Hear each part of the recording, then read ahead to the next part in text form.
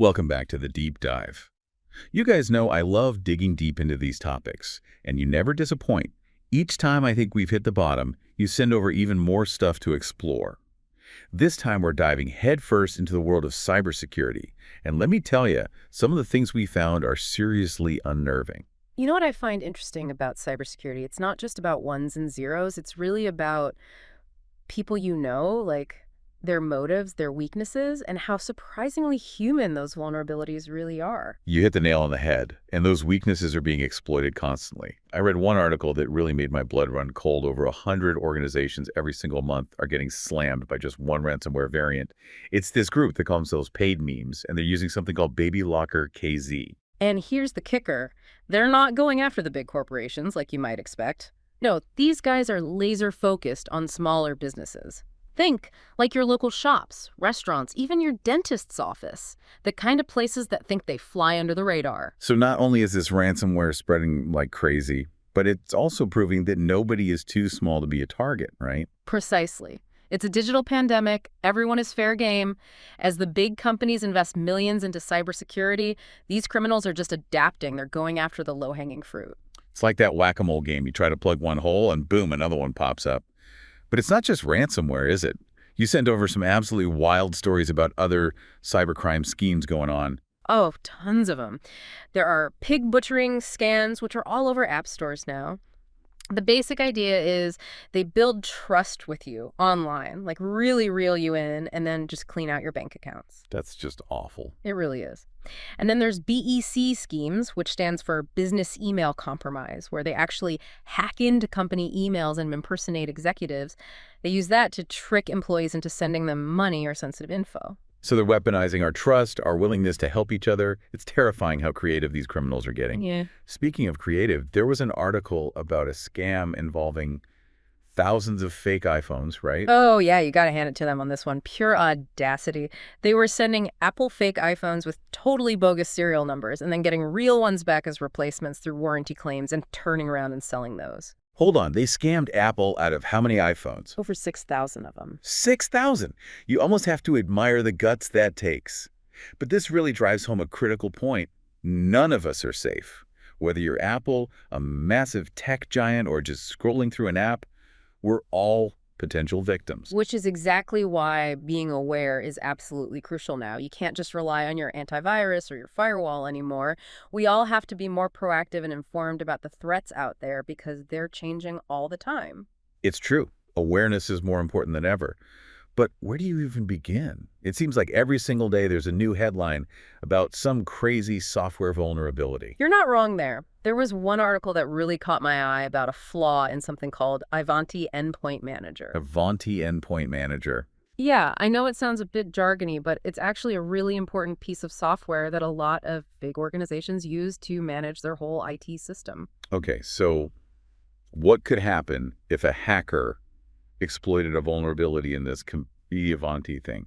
What are we talking about here? We're talking full system takeover.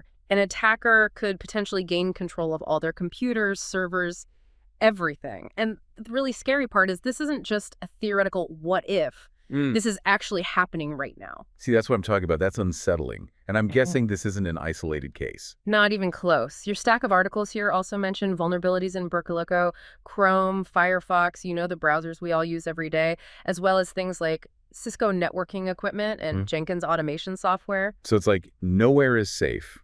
What can we even do about it? Well, the good news is that most of the time, these vulnerabilities can be fixed with a simple software update. Right. I know it can be annoying having to constantly update your apps and operating systems, but those updates, they often have those crucial security patches. It's like locking your front door, right? Yeah. You wouldn't just leave it wide open and hope for the best. You got it. And it's not just software that needs those security updates. Even the hardware behind everything, our digital world, can have vulnerabilities.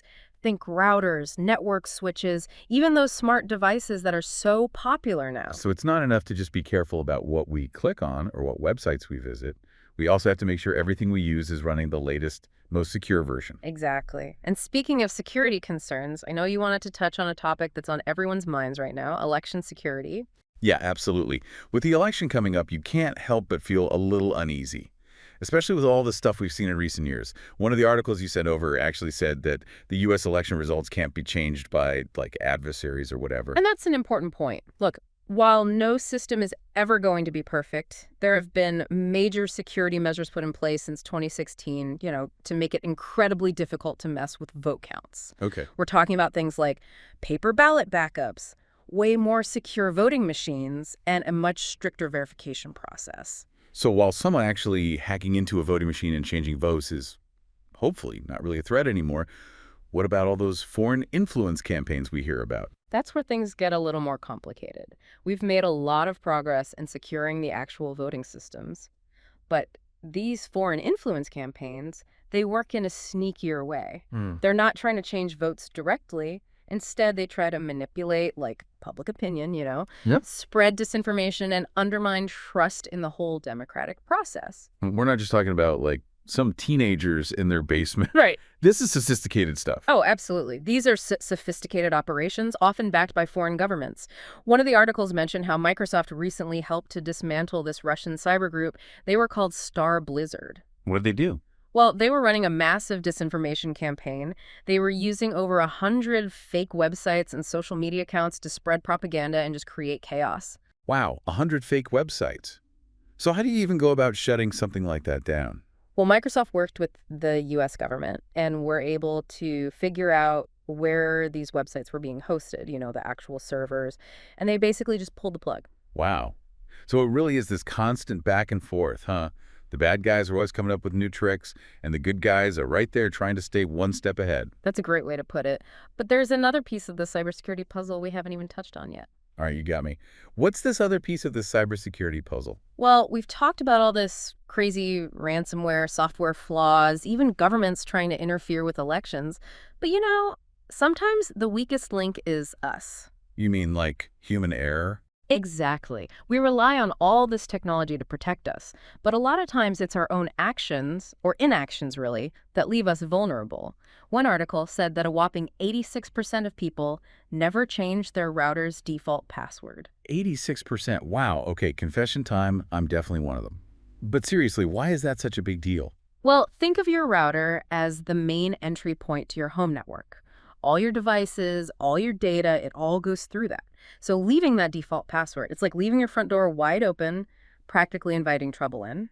So you're saying someone could be spying on what I do online, stealing my passwords, even messing with, like, my smart home stuff. All of that. And here's the kicker. Changing your router password takes what? 5 minutes tops? But so many people just don't bother. It's kind of like forgetting to lock your car, right? Takes 2 seconds, but the consequences can be disastrous. Speaking of oversights, one thing that caught my eye was an article about how more and more employees are using those new GenAI tools, like the AI chatbots and writing assistants. GenAI, it's a double-edged sword for cybersecurity. How so? Well, on one hand, these tools are incredibly useful, right? Boosting productivity, even creativity in some cases. But on the other hand, they can open up a whole new can of worms when it comes to security. Yeah, the article mentioned something like 15% of office workers are using GenAI tools that their company hasn't even approved. What's the big deal if someone uses, like, ChatGPT to help them write a report? Well, first of all, not all GenAI tools are created equal in terms of security. Some might have vulnerabilities that hackers could exploit.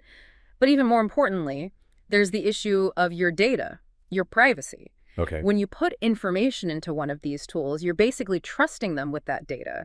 And who knows what they're doing with it? So if I use a GenAI tool to help me with, like, a confidential business proposal, that information could be accessed by someone else. That's the risk.